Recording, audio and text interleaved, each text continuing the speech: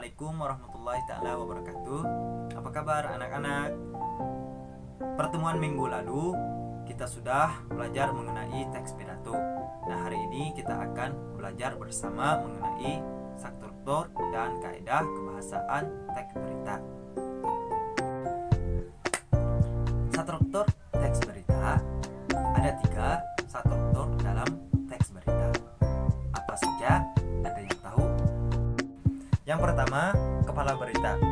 Kepala berita ditulis pada paragraf pertama sebuah berita. Kepala berita merupakan unsur penting sebuah berita. Kepala berita menentukan isi berita akan dibaca atau tidak. Kepala berita merupakan isi panti berita. Kepala berita dilukiskan seluruh berita secara singkat.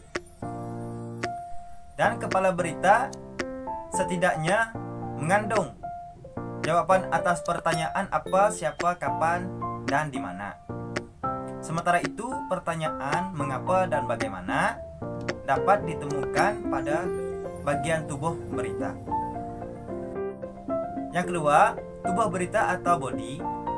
Tubuh berita berisi peristiwa atau kejadian yang dilaporkan.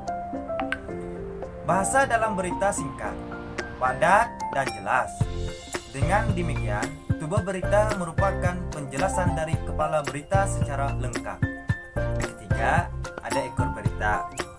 Ekor berita berisi informasi kurang penting. Bagian ini berada setelah kepala dan tubuh berita. Bagian ini tidak memiliki kaitan langsung dengan judul beritanya.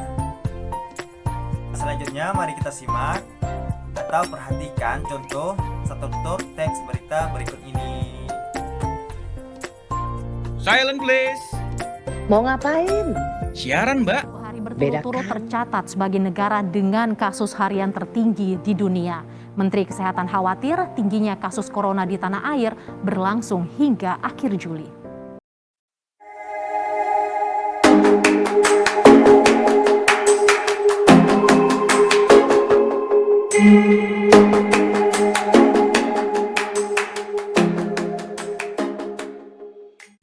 Nah, sekarang kita sudah paham mengenai struktur teks berita. Untuk pekerjaan rumah, silakan anak-anak tentukan struktur teks berita berikut ini. Terima kasih, sampai jumpa di pertemuan ke depan. Waalaikumsalam warahmatullahi taala wabarakatuh.